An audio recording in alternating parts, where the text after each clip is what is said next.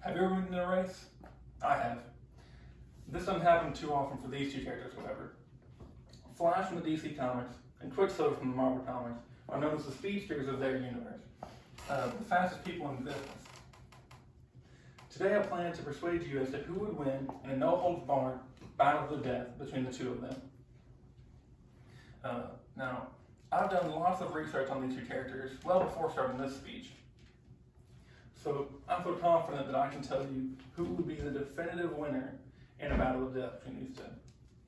Now, I plan to break this fight down into 3 categories: individual speeds, special abilities, and comparable characters. To start, let's set a baseline for these two characters, fastest feats of speed and their average.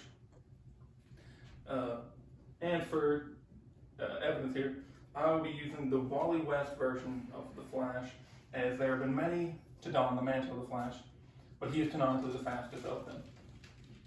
Now, to start things off with Quicksilver's fastest feat of speed. In Marvel Avengers Siege, Quicksilver outran a radio wave, which radio waves travel at the speed of light. His ability to outrun one means that at the very least he's able to outrun light by a smidgen. This feat is hotly debated, however, because it is unsure whether the writers understood that radio waves went the speed of light, due to the fact that most of his feats fall between around Mach 2 and Mach 200. And around Mach 200, 200 times the speed of sound, he is usually straining himself or struggling, while when he outran the radio wave, he didn't seem to be trying very hard at all. But now let's go over to the Flash. The Flash's greatest feat of speed is in the comic The Human Race, where he outran instantaneous teleportation. He ran over 50 million miles before an instant had passed. He was able to do this, he was able to achieve this feat by utilizing the kinetic energy of all the people on Earth running. Now, this feat stands out due to the fact that most of his feats of speed fall between around going light speed and going around several million times the speed of light. Now, if that differential of speed isn't enough to convince you, let's go on to special abilities. Now, Quicksilver is able to utilize his great speed through vibration. He's able to vibrate his cells at intense speeds to blow up walls, go through walls, and create cyclones with his hands. Now, Flash is able to do this as well, but Flash has a few more tricks up his sleeve by utilizing the Speed Force.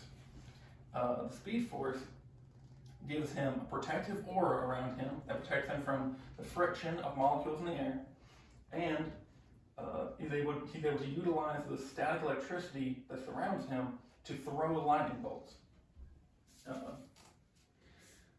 Also, his suit is purely made of Speed Force energy.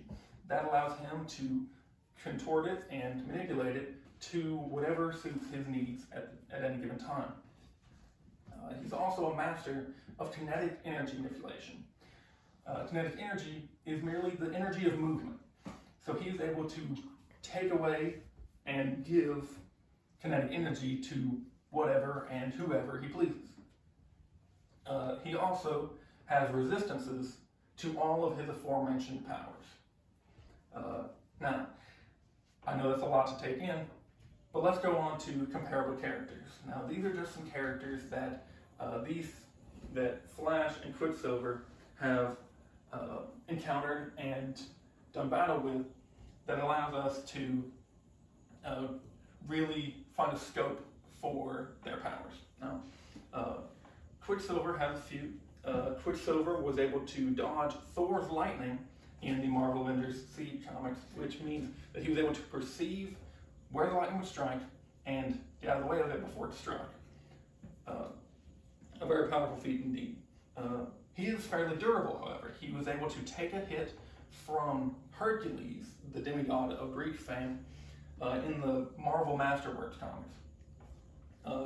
And lastly, he was able to defeat Venom in the Marvel Avengers Siege comics as well. Now, let's go over to Flash again.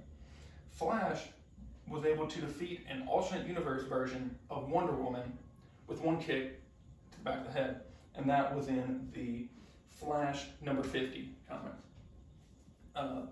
He then squared off against the Anti-Monitor, the embodiment of all antimatter in the universe, in the Crisis on Infinite Earths number 6 comics, and was able to defeat him by going back in time, using his great speed to give his speed to all of the Justice League and allow them to defeat him so that he could go back forward in time and have the Anti-Monitor defeated. And lastly, in the comic The Final Crisis, he was able to outrun death.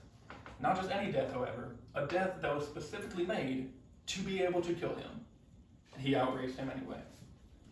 Now, I do believe that with all of these facts presented, all the evidence laid out, that it is fairly clear who would win in a fight between these two juggernauts of speed.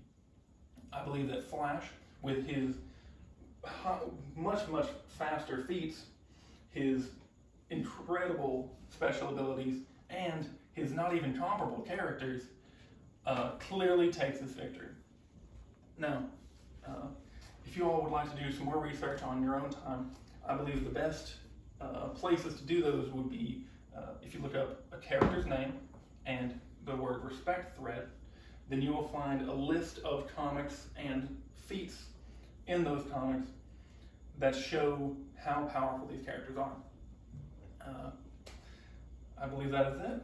Thank you for your time. I was waiting. I was going to be cute. Wait,